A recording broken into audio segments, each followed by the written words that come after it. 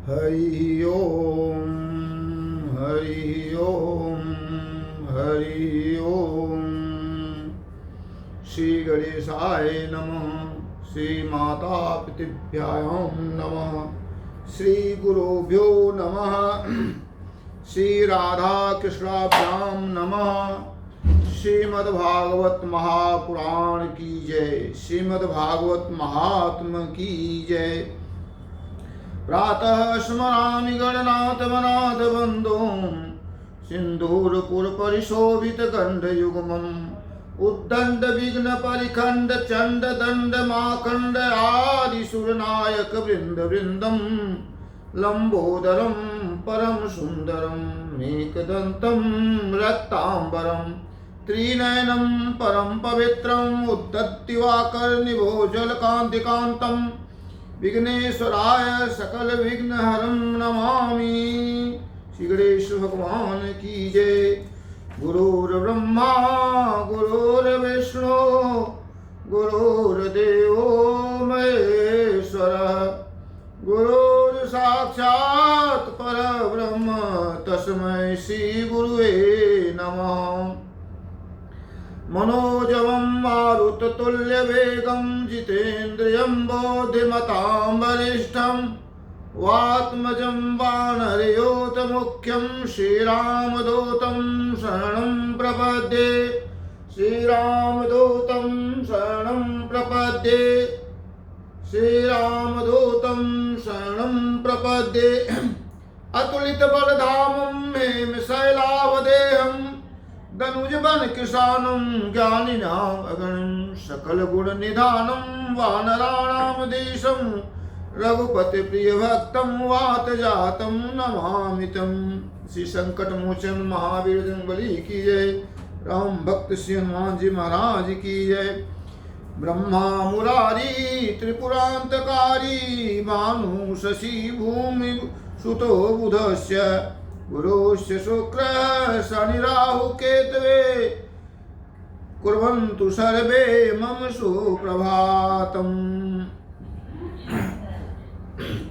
पंडाल में उपस्थित सभी भक्तगण, माताओं, बहनों और श्रीमद् भागवत महापुराण के श्रोतागण, आप सभी लोगों का मैं अखिलेश मिश्रा आप सबका इस पंडाल में हार्दिक स्वागत करता हूं, हार्दिक वंदन करता हूं और हार्दिक अभिनंदन करता हूं। यह कलयुग में जो है लोगों की उम्र बहुत कम है और कम उम्र में कल्याण करने का सबसे उत्तम साधन है श्रीमद् भागवत महापुराण निश्चित रूप से सुनना। सुखदेव जी कहते हैं, हे राजन, भगवान कह रहे हैं कि विष्णु से जिसके ऊपर मैं कृपा करता हूँ उसके मन में सतो गुण बढ़ा देता हूँ और उसकी बुद्धि को शुद्ध कर देता हूँ, तो वह कथा पंडाल में जाकर मन को स्थिर कर श्रीमद् भागवत महापुराण सुनता है। जैसा कि भक्तगण कल आपको बताया गया विजयदशमी के महात्म को, मर्यादा पुरुषोत्तम श्री राघवेंद्र सरकार का अवतार लेना के कई कारण हैं। पहला है अधम असुर अभिमानी को मार करके धर्म की रक्षा करना और धर्म को बढ़ाना। आज जो है पापांकुशा एकादशी है। आज हम आप सब लोगों को पापांकुशा एकादशी का महत्व बताने का प्रयास हम लोग करेंगे और उसको समझने का प्रयास करेंगे। युधिष्ठिर ने पूछा, एक बार युधिष्ठिर पूछा, हे मधुसूदन, अश्वनी मास के शुक्ल पक्ष में कौन सी एकादशी होती है और उस एकादशी के करने से क्या फल होता है? यह प्रश्न युधिष्ठिर ने भगवान श्री कृष्ण पूछा। भगवान श्री कृष्ण कहते हैं कि हे राजन, आपने जगत के अपने कल्याण के लिए और जगत के प्राणियों के कल्याण के लिए बहुत उत्तम बात पूछी है। जब भक्त और भगवान की बात हो, संत और भगवान के बीच बात हो, तो सदैव जगत के कल्याण के लिए बात होनी ही चाहिए। अपने स्वार्थ की बात नहीं होनी चाहिए। एक शरीर में रोग है, कैसे ठीक होगा, नाती नहीं है, पोता नहीं, कैसे ठीक है, ये सब बातें फजूल करके संत के और ब्राह्मण के समय को व्यर्थ न गवाया जाए। भगवान श्री कृष्ण कहते हे राजन, अश्विनी के शुक्ल पक्ष में जो एकादशी होती है, उस एकादशी का नाम पापांकुशा एकादशी है। बड़े सौभाग्य की बात है, मुझे आप लोग बताते हुए मैं बड़ा प्रसन्न हो रहा हूं कि आज ही पापांकुशा एकादशी है। यह पापांकुशा एकादशी हमारे जीवन के समस्त पापों को हर लेती है और संपूर्ण मनोरथ को प्रदान करती है। इसमें पद्मनाभ भगवान विष्णु का और वासुदेव का पूजन करने से सभी मनोरथ सिद्ध होते हैं। मंगलम भगवान विष्णु मंगलम गरुड़ ध्वज मंगलम पुंडरीकाक्ष मंगलाय तनोहरि। पुंडरीकाक्ष का नाम लेने से मनुष्य सभी पापों से मुक्त हो जाता है।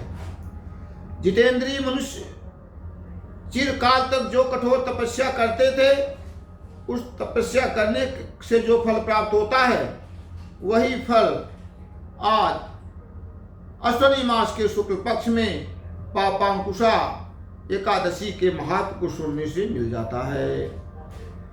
पृथ्वी पर इस पूरे धरातल की बात मैं कर रहा हूं। जितने भी तीर्थ हैं और जितने भी पवित्र देवालय हैं, उन समस्त तीर्थों का और समस्त देवालय का दर्शन करने से जो फल प्राप्त होता है, यहाँ पर स्थित माताओं बहनों, वह फल आज पापांकुशा एकादशी के रहने से मिल जाता है।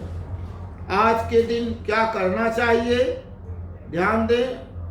भगवान विष्णु के नाम कीर्तन का मनुष्य जप करे और जब जप करता है तो और जो एकादशी ये व्रत रहता है, उसे यमलोक की यातना नहीं भोगनी पड़ती।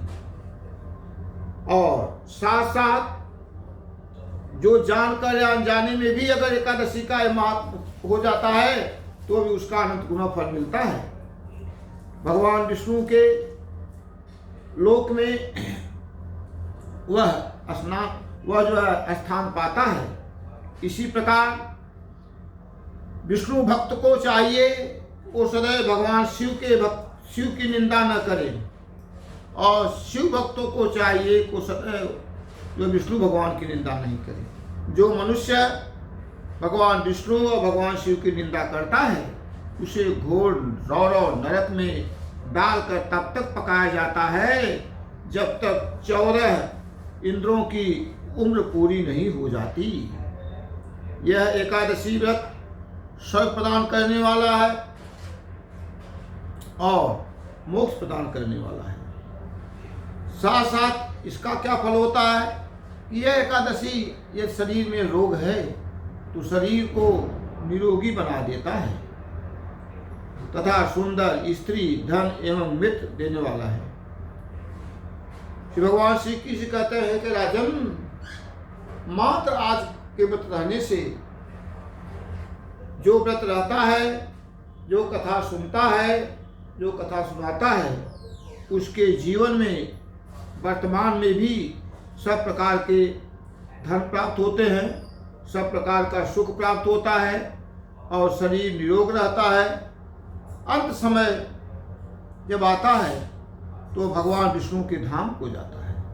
इसमें किसी प्रकार की शंका नहीं करनी चाहिए। जैसा कि मैं पहले कई बार कह चुका हूँ, भगवान की कथा का पूर्ण लाभ बंधुओं माताओं तभी होगा जब पूर्ण श्रद्धा और विश्वास हो। राजन, एकादशी के दिन उपवास रहना चाहिए और रात में जागरण करना चाहिए। जो व्यक्ति रात में जागरण करता है, घर में मंदिर है वहाँ जो दीपदान करता है, वह पुरुष मातृ पक्ष के 10 और पिता पक्ष के 10 और स्त्री पक्ष के 10 पीढ़ियों का उद्धार कर देता है। बताइए, लोग कहते हैं कलयुग बहुत खराब है। कलयुग कितना उत्तम है। मात्र एक व्रत करने से, जैसा कि आप सब जानते हैं, हर महीने में 2 एकादशी पड़ती है। 1 से 15 तारीख के बीच में एक और दूसरा 16 से 30 तारीख के बीच। मात्र उसका व्रत रहने से व्यक्ति जो है अपने कई कुलों की पीढ़ियों को तार देता है। जैसा कि भगवान श्री कृष्ण कह रहे हैं कि राजन, अश्विनी मास के पाप के शुक्ल पक्ष में पापांकुशा एकादशी का आज जो व्रत है उसको जो करेगा, वह पुरुष अपने मातृ पक्ष के 10 पीढ़ियों को तार देता है और पिता के पक्ष के भी 10 पीढ़ियों को तार देता है और उसकी जो पत्नी है उसके पत्नी के भी 10 पीढ़ियों का उद्धार कर देता है। एकादशी व्रत करने वाले मनुष्य दिव्य रूपधारी चतुर्भुज गरुड़ की ध्वजा से युक्त, हार से सुशोभित और पीताम्बरधारी होकर भगवान विष्णु के धाम को जाते हैं। भगवान विष्णु का धाम बहुत पवित्र होता है। अगर जीवन में व्यक्ति कुछ भी नहीं कर पाए तो मेरा ऐसा मानना है कि यदि वह एकादशी का ही व्रत का अनुष्ठान कर ले तो भी उसका कल्याण हो जाता है। इसमें किसी प्रकार का कोई भी शंका नहीं है। तो कितना उत्तम व्रत है बताइए। जो कथा सुन रहा है, जो व्रत कर रहा है, उसकी 10 पीढ़ियाँ, उसके माता की 10 पीढ़ियाँ, उसके पिता की 10 पीढ़ियाँ और उसकी पत्नी की 10-10 पीढ़ियाँ भगवान के वैकुंठ धाम में जाती हैं और चतुर्भुज में रहकर आनंद का सुख वहाँ को उठाते हैं। भगवान श्री कृष्ण कहते हैं कि हे राजन, जो पुरुष सुवर्ण, तिल, भूमि, गौ, अन्न, जल, जूता और छाते का दान करता है, आज के दिन या द्वादशी के दिन, दोनों में से किसी दिन, आज भी कर सकते हैं और द्वादशी कर सकते हैं, जो दान करता है उस व्यक्ति को कभी भी यमराज को नहीं देखना पड़ता। कहने का तात्पर्य यह है यमराज की यातना को नहीं सहना पड़ता। आज के दिन, एकादशी के दिन, और ऐसा भी विधान है कि द्वादशी के दिन व्रत रहकर जो स्वर्ण दान करे, तिल दान करे, भूमि दान करे, गौ का दान करे, अन्न का दान करे, जल का भी दान करे और जूते का दान करे तथा छाते का भी दान बताया गया है।